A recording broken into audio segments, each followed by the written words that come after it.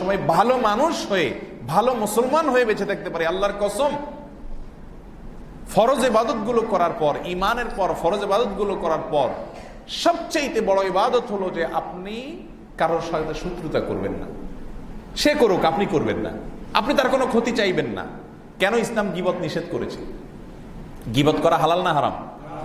কেন ইসলাম হারাম করেছে বলেন? আপনার পেছনে আমি ওনার কাছে আপনার সমালোচনা করলাম, করলে কি হবে? যে বিষয়ে সমালোচনা করতে সত্য, আপনি আসলেই চুরি করছেন, কিন্তু ওইটা আর কেউ জানে না, আমি এসে ওনারা শুনে দিলাম যে ওই লোকটা চুরি করছে। এতে কি হবে? ওনার মনে আপনার প্রতি একটা ঘৃণা তৈরি হবে। এতে আস্তে আস্তে সমাজে মানুষের মধ্যে কি হবে? দূরত্ব তৈরি হবে। এই জন্য ইসলাম বলেছে, তুমি কারোর দোষ যদি দেখে থাকো, তোমার বুকের ভিতরে হজম করে রাখো, কাউকে বলিও না। মানসাতারা মুসলিমা, যে ব্যক্তি কোনো মুসলমানের দোষকে ঢেকে রাখবে, প্রকাশ করবে না আল্লাহর জন্য, কিয়ামতের দিন আল্লাহ তাআলা তার হাজার হাজার দোষ মানুষের সামনে প্রকাশ করলে সে বেজ্জত হয়ে যাবে। আল্লাহ কাছে ডেকে এনে রহমতের চাদরের ভিতরে এনে বলবেন, এই অমুক কাজ করস নাই, অমুক কুকাম করস নাই, অমুকগুলা করস নাই, কেউ জানে না, আমি তো জানি, তোর আমলনামা লেখা আছে। বলবে, আল্লাহ সব করছি, অস্বীকার করার উপায় নেই। আল্লাহ বলবেন, দুনিয়াতে তোর এগুলাকে আমি ঢেকে রাখছিলাম, আজকেও সেগুলোকে ঢাকে রাখলাম, সবগুলো ডিলিট করে দিলাম। এই পুরস্কার পাইতে হলে দুনিয়াতে মানুষের দোষ ঢাকার গুণ নিজের ভিতরে পয়দা করতে হবে।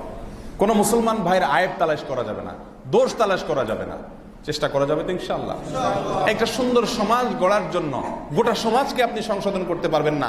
আপনি তওবা করেন, আপনি কারোর পেছনে সমালোচনা করবেন না, খোঁজাখুঁজি করে কারোর দোষ আবিষ্কার করবেন না, কোনো প্রকার গ্রুপিং এ কাউকে শত্রু মনে করবেন না। সবাই আমার মুসলিম ভাই, এই উদারতা নিয়ে চলবেন। তবে হ্যাঁ, অনুসরণ করার ক্ষেত্রে অবশ্যই সত্য এবং সঠিকের উপরে থাকবেন, কোরআন এবং হাদিসের উপরে থাকবেন।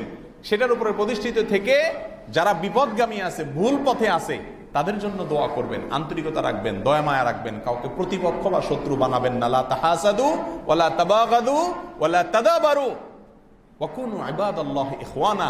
এই হাদিস আল্লাহর জমিনে সবচেয়ে অসহায় হয়ে গেছে। এই হাদিস আমল এটার দুনিয়া থেকে বিলুপ্ত হয়ে গেছে। মুসলমানরা আমরা মুখে আওড়াই, কিন্তু আমল করি না। চেষ্টা করা যাবে কি ইনশাআল্লাহ? পরিবার, সমাজ, দেশ, গোটা পৃথিবী শান্তিতে পরিপূর্ণ হবে যদি এই হাদিসের উপর আমরা আমল করি। আল্লাহ তাআলা আমাদের অন্তর থেকে হিংসাগুলোকে ধুয়ে মুছে পরিষ্কার করে দিন। জান্নাতে যাওয়ার আগে আল্লাহ রাব্বুল আলামিন একটা ক্লিনিং অপারেশন চালাবেন মানুষের উপরে। আল্লাহ রাব্বুল আলামিন জান্নাতীদের অন্তর থেকে গিল একে অন্যের বিরুদ্ধে যে শত্রুতা, হিংসা, এটা অন্তর থেকে একদম ধুয়ে মুছে পরিষ্কার করে দিবে। তারপরে সে জান্নাতে যাবে। আমরা যখন জন্মগ্রহণ করি, মায়ের পেট থেকে ভূমিষ্ঠ হয়ে আসি, কারোর প্রতি কোনো শত্রুতা থাকে? বিদ্বেষ থাকে? হিংসা থাকে? ছোট শিশুর, কোন নবজাতক শিশুর কোনো শত্রু থাকে? থাকে। আল্লাহ রাব্বুল আলামিন বলেছেন, ইয়াউমা লা ইয়ানফাউ মালুন ওয়ালা বানুন।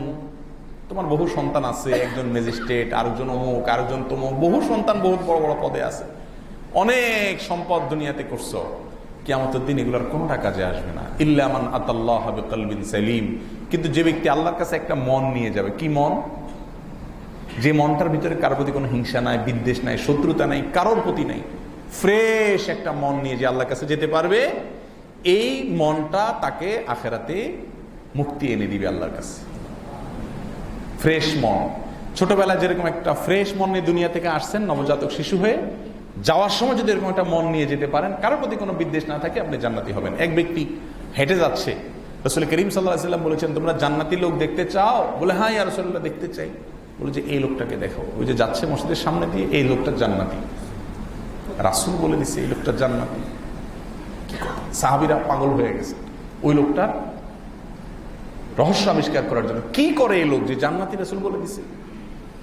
তাকে মনিটর করা শুরু করলেন, তার আমল, তার কাজ কাম। সাহাবীরা মনে করছে এই লোক মনে রাতে রাত্রে ঘুমায় না, সারা রাত দাঁড়ায় নামাজ পড়ে, সারাদিন রোজা রাখে, শুধু দান সদকা করে, শুধু ভালো কথা বলে, মনে হয় এই লোক এই কাজই করে সারাদিন, এই জন্য জান্নাতি বলছে রাসূল। এই জন্য তারা আমলকে মনিটর করার জন্য সাহাবীরা খুব চেষ্টা করছে, কিন্তু তারা আবিষ্কার করতে পারলেন না যে বিশেষ কিছু করে। দেখলে আমাদের মতোই তো, মসজিদে আসে, 5 ওয়াক্ত নামাজ পড়ে, বাসায় চলে যায়, কাজ কাম করে, সাধারণ মানুষ, বিশেষ কিছু তো নাই। তাহলে রাসূল এই লোকটা জান্নাতি বলল, কাহিনী কি, বেশ কমটা কি?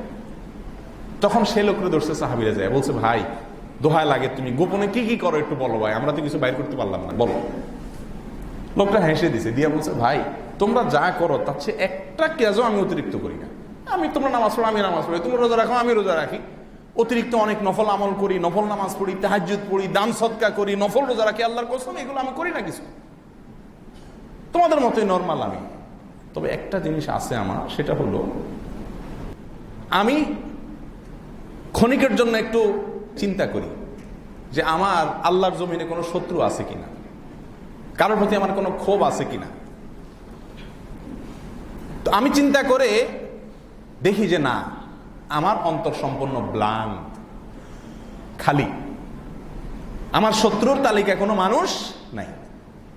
আমি সবাইকে ক্ষমা করে দেই, সবার প্রতি আন্তরিকতা রাখি, সবার কল্যাণ চাই, কারো ক্ষতি করতে চাই না। এই যে একটা পরিচ্ছন্ন অন্তর আছে আমার, এটা ছাড়া আমি আর বিশেষ কিছু দেখি না।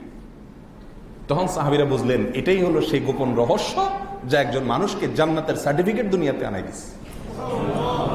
আর আমরা লম্বা জুব্বা, দাড়ি, টুপি, পাগড়ি, ইয়া বড় হুজুর, সবই ঠিক আছে, কিন্তু গীবত, শিকায়েত, শত্রুতা, বিদ্বেষ, হিংসা, পারিবারিক, সামাজিক, রাষ্ট্রীয়, দলীয়, ইসলামের নামে বিভিন্ন ভাবে আমরা করতেছি কি করতেছি না।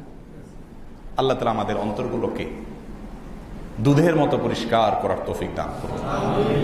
আল্লাহর কাছে দোয়া করবেন। অন্তরের রোগগুলো মানুষ ধরতে পারে না, নেক্সট সূরাতে শয়তানে সেগুলো ঢুকায় দেয়। এই রোগগুলো আমাদেরকে শেষ করে দিচ্ছে। আল্লাহ রাব্বুল আলামিন আমাদের সবাইকে ভাই ভাই হয়ে নামাজে যেরকম কাঁধে কাঁধ মিলে দাঁড়ায়, আপনার শত্রুর সাথে আপনি কাতারে একসাথে দাঁড়াচ্ছেন, কাঁধে কাঁধ মিলে দাঁড়াচ্ছেন, কিন্তু মসজিদ থেকে বাইরে হয়ে তার বিরুদ্ধে সমালোচনা করতেছেন। কারোরকে বলতেছি না, আমরাই করতেছি। ঠিক না ভাই? ঠিক। আল্লাহ তাআলা আমাদের সবাইকে সংশোধন করার তৌফিক দান করুন।